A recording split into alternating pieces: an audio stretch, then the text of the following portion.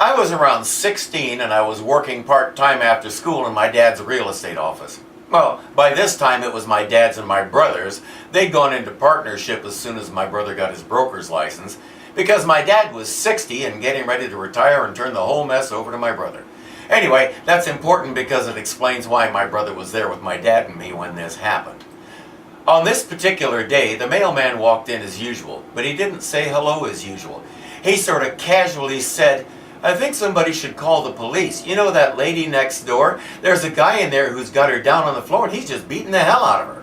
I couldn't believe he was so calm about it. All three of us jumped up and ran next door. The lady was 72 and her store was a saddle shop. She sold a combination of riding tack and western wear.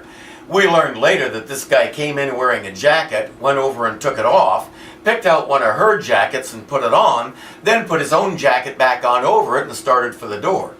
Just before he got there, she said, "Are you going to pay for that or am I going to call the police?" He wheeled around and whipped her with an iron.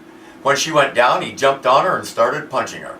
All we saw was her on the floor and him beating her. My brother screamed, "Call the cops!" at me, so I ran back into the office.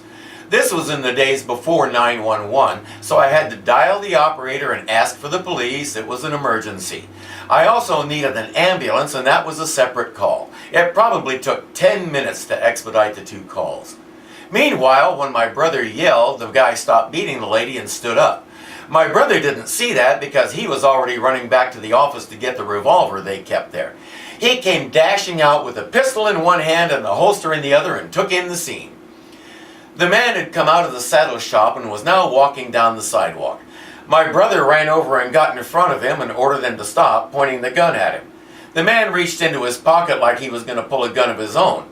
My brother said, "Oh crap, I'm going to have to shoot him." So he sucked it up and pulled the trigger. Nothing happened. So here's my brother walking down the sidewalk backwards. The bad guy is matching him stride for stride. A friend of ours who worked in one of the offices down the block said she was sitting with a client doing paperwork when the client said, "Oh dear, I hope that man doesn't point that gun in here." She looked up and saw my brother walking backwards down the sidewalk holding a gun like this.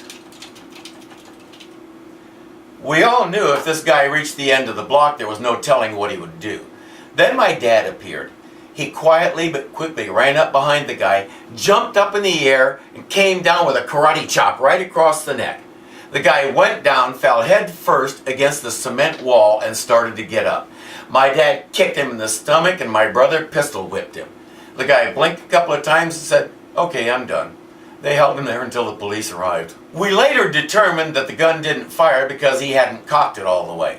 And considering the repercussions that would have come about if he had shot the guy, it's a good thing the gun didn't go off half-cocked the way he did. Thanks for watching.